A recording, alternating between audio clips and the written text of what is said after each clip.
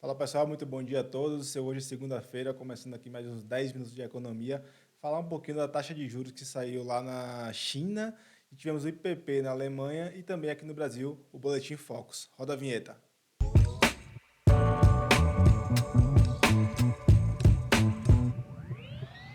Então, pessoal, a agenda é um pouquinho fraca no dia de hoje, sem muitos dados relevantes. Tivemos ontem a inflação da China, vamos falar sobre ela daqui a pouquinho, mas antes, vamos fazer nosso giro aqui nas bolsas globais, ver como é que estão os mercados ao redor do mundo. Vamos lá. Canadá está caindo um pouquinho, 0,05%. O S&P está com alta de 0,26%.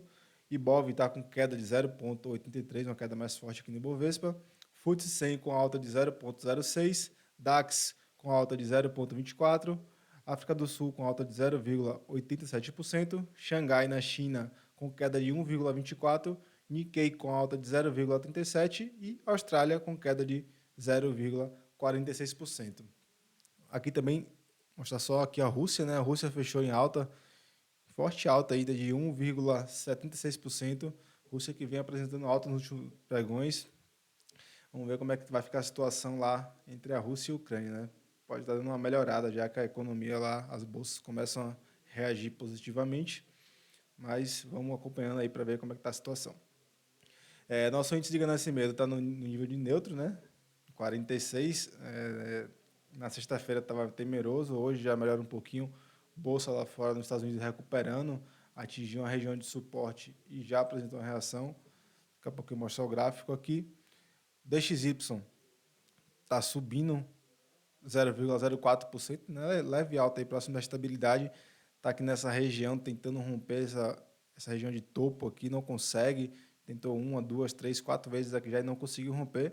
Também já voltou, já recuou e também não perdeu essa parte do fundo, né? Nem chegou aqui ao ponto de correção, mais ou menos aqui no 102.500, que seria um ponto interessante para ele recuar. Nem foi lá, né? Continua forte a bolsa. Isso aqui mostra que a moeda americana está forte perante as moedas emergentes, né? Uma leve piora aí nos emergentes, uma preocupação com a questão da economia emergente, não só aqui no Brasil, mas todas as economias começaram a recuar bastante nas últimas semanas. E aí a moeda americana vai se fortalecendo. Bolsa americana, leve alta agora, 0,07%, estava subindo mais, né? A gente pode ver esse candle aqui está formando um candle de defesa vendedora, né? Chegou a atingir aqui o 4.395, já está 4.372 e já recua aqui, está basicamente fechando o gap aqui, né, do dia de ontem. Mas a gente pode ver que ela tocou nesse suporte aqui no 4.330, né? Colocar isso aqui como uma região, tocou aqui e já apresentou reação na sexta-feira. Hoje ia se recuperando também, agora começou a cair um pouquinho, mas está na metade do pregão ainda, tem muita coisa para acontecer. Agenda vazia também, sem muita notícia, não tem nada muito relevante para impulsionar a bolsa, né? Também nem para cima nem para baixo, né? Sem muitas novidades no dia de hoje. Petróleo se recuperou aqui desses 2 dias, dia 18, sexta-feira, dia 17, quinta, apresentou uma recuperação. Hoje já estava subindo, estava em alta de 1% mais cedo, agora já está caindo 0,08, né? Devolveu todo o ganho que tinha acontecido aqui e já começa a recuar. Petróleo aqui está tentando formar um fundo duplo nessa região, com a região do dia 3 de agosto, dia 2 de agosto, tentando formar um fundo duplo, mas para confirmar esse fundo duplo precisa romper essa região de topo aqui, $87, aí confirmaria essa região de fundo duplo. Caso não consiga romper, vai fazer um topo duplo e pode começar a recuar aqui para a região de 78, que é um ponto bom de recuo para o petróleo, uma correção até essa máxima rompida, ou então aqui os 81,60. Minério de ferro, está até tendo um pregão aqui, que ele tem um pregão regular. Só atualizar.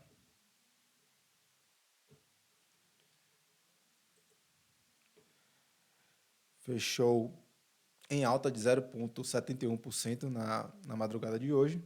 E agora já está operando também aqui no pós-market que ele tem. Está subindo 0,06. O minério de ferro vai se recuperando, né? Após atingir aqui os 700 yuans, que é equivalente a $100. Chegou a atingir $99, mas conseguiu se recuperar. Né? Um suporte forte aqui, apresentou alta.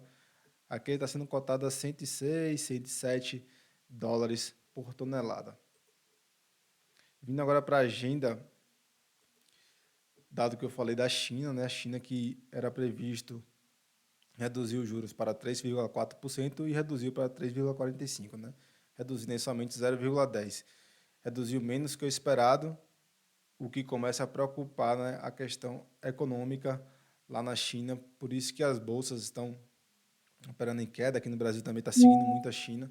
E aí essa questão econômica da China começa a preocupar, né? A China, que é uma das maiores economias, se não for a maior, mostra fraqueza aí na questão de baixar juros, de estimular o consumo, de estimular a economia, não reduzindo tanto seu juros, reduzindo a menos que o esperado, e aí começa a preocupar um pouco as economias ao redor do mundo, né? Na Alemanha tivemos o IPP, o Índice de Preço ao Produtor, que veio abaixo do esperado, era aguardado menos 5,1%, veio menos 6%, né? Caindo bastante aqui em relação ao dado anterior, que havia sido 0,1%. Isso é positivo para a Alemanha, né, que reduzindo o Índice de Preço ao Produtor, posteriormente vai reduzir também o índice de preço ao consumidor. Primeiro o produtor sente na ponta, na produção, e aí depois o consumidor começa a sentir essa redução. E aqui no Brasil tivemos um boletim Focus, estou com ele aqui aberto já. Tivemos já uma revisão para cima do IPCA de 4,84% para 4,90%. No 2024 se manteve estável, PIB estável, somente uma alteração aqui em 2024 de 1,30 para 1,33, e o dólar desse ano de 23 para fechar em R$ 4,95 por dólar. Essa revisão do IPCA muito provavelmente foi por conta do aumento dos combustíveis, um reajuste de 16% na gasolina e 25% no diesel. E aí está preocupando, já começa a preocupar um pouco o Banco Central, a gente já começa a ver aqui o aumento, né? A preocupação aqui é se de fato vai aumentar a inflação, e aumentando a inflação vamos ter também aumento de juros, né? Ou não redução, porque nesse caso a gente já começou a redução. Se começar a aumentar muito a inflação, o Banco Central para de reduzir os juros e aí começa de novo aquela política contracionista, em vez de fazer o inverso, né? Pode preocupar um pouco essa questão do aumento dos combustíveis. Na agenda econômica foi isso, tivemos que tem preço de casa nova no Canadá, dado que não é tão relevante, né, mas ficou negativo, né? Era guardado positivo em 0,1, ficou em menos 0,1, reduzindo aí os preços das casas novas no Canadá. Vindo aqui para a nossa bolsa, é o monitor de mercado, pouquíssimas ações subindo, né? Operando em queda de 0,78% nesse momento.